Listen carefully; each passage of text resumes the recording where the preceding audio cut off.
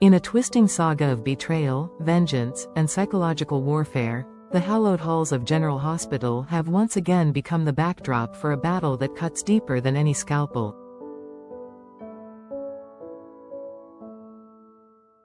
At the heart of this latest maelstrom is Willow Tate, once a symbol of grace and resilience, now cornered by her own family, her past, and the venomous legacy of both nature and nurture. What began as a fragile reunion of trust between Willow and Michael Corinthos has splintered into a custody war soaked in accusations, deception, and strategic cruelty, one that may leave no soul in Port Charles untouched. The battle lines are drawn, and not even newborn cries can drown out the storm.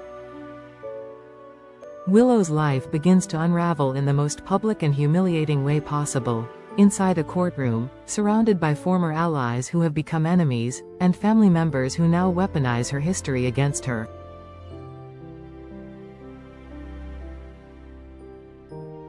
The most ruthless blow comes from Michael himself, the father of her children and the man she once trusted with her most vulnerable truths.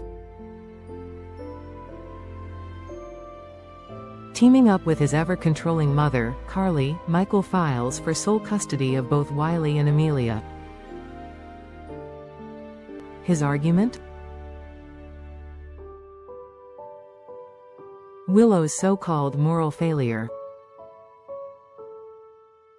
He dredges up her affair with Drew Kane, not as a tale of a fractured marriage seeking clarity, but as hard proof of her unfitness as a mother. It doesn't matter that she cheated on Chase, not Michael, or that she did so under a cloud of emotional manipulation and loss. The only narrative that seems to matter in court is the one where Willow is the villain. In the midst of this emotional crucifixion, another bomb detonates. Sasha Gilmore, long believed to have severed her emotional ties with Michael, comes forward to admit the truth: she is carrying Michael's child. The courtroom, already steeped in tension, gasps as she collapses into labor mere moments after her confession. Paramedics are called, and chaos erupts. But beneath the panic lies a more potent reaction: Willow's. Sasha may be terrified of the physical pain of childbirth, but it's nothing compared to the fear of what Willow might do once the dust settles. And for good reason. Because Willow's fury is no longer the quiet kind. It's not the silent suffering of a woman betrayed. It's the wrath of a mother stripped of her children, a woman whose trust has been shattered by the very people she called family. And now, the shadow of retaliation begins to fall heavily over Port Charles. Michael and Carly may believe they've secured a legal advantage, but they have underestimated the force of generational trauma boiling beneath Willow's composed exterior. And if history has taught Port Charles anything, it's that when bloodlines are toxic, they breed warriors as much as they breed victims. Willow's upbringing was marred by twisted ideologies, cult manipulation, and maternal betrayal. Her adoptive mother, Harmony, led her into a life of obedience and silence, masking control as protection. Her twin sister, Nell, was the embodiment of chaos, kidnapping, lying, and ultimately paying the price with her life.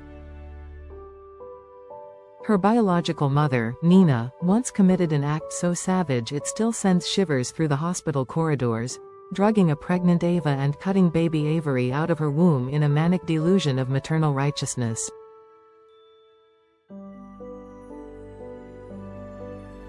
This is the heritage Willow never asked for, but now may have no choice but to embrace. Because the battlefield has changed, and the tools of survival have been passed down from the darkest parts of her lineage. Michael, for all his polished veneer and boy-next-door charm, is no innocent. While he condemns Willow for her affair, he conveniently hides his own infidelity. His relationship with Sasha, once rekindled in the shadows of shared grief, has resulted in another child. Yet he parades this as a symbol of renewal, of brotherhood for Wiley and Amelia. The hypocrisy is as thick as the Corinthos name, and Sasha, despite her innocence, is now the collateral damage. And perhaps the only woman who can truly empathize with what Willow has lost. But Willow's pain is no longer passive. She watches her children be stripped away not just by legal strategy, but by character assassination. She sees Carly whispering directives behind closed doors, painting her as unstable and manipulative, as if motherhood were a privilege only the Corinthos bloodline could bestow. She hears Michael's rehearsed outrage in court, weaponizing her vulnerability while erasing his own sins.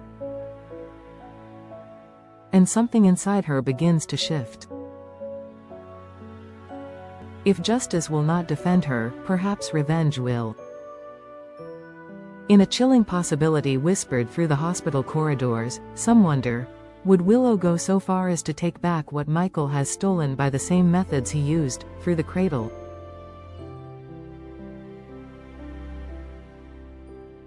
If her own children are to be stripped from her arms, why shouldn't she steal back a piece of Michael's future? With Sasha's newborn child now a visible symbol of everything Willow has lost, some fear she may do the unthinkable, abduct Michael and Sasha's baby in a moment of psychological fracture. Such an act wouldn't be without precedent in Willow's world. She was raised by Harmony, a woman who kept secrets buried under smiling lies. Her twin sister once swapped babies and relished in the chaos that followed. Her biological mother saw motherhood as possession, not devotion. If Willow were to justify such an act, it wouldn't be through malice, but through a warped sense of reclaiming justice, of restoring balance. And that's what makes it terrifying. General Hospital has always been a canvas of moral ambiguity, where victims become perpetrators and love curdles into obsession. And in this latest chapter, Willow may be stepping into a legacy she's tried her whole life to avoid, becoming the culmination of every broken woman who raised her, betrayed her, or shaped her. Whether she succumbs to that darkness or rises above it will determine the fate of not just Wiley, Amelia, and Sasha's child, but the soul of Port Charles itself. As court dates loom and Sasha recovers from childbirth under the glare of judgment, all eyes remain on Willow. The woman once seen as the hospital's quiet hero now stands on the edge of emotional ruin, and perhaps something even darker. The lines between mother and monster have never been thinner. And if anyone believes Willow won't cross them, they haven't been paying attention.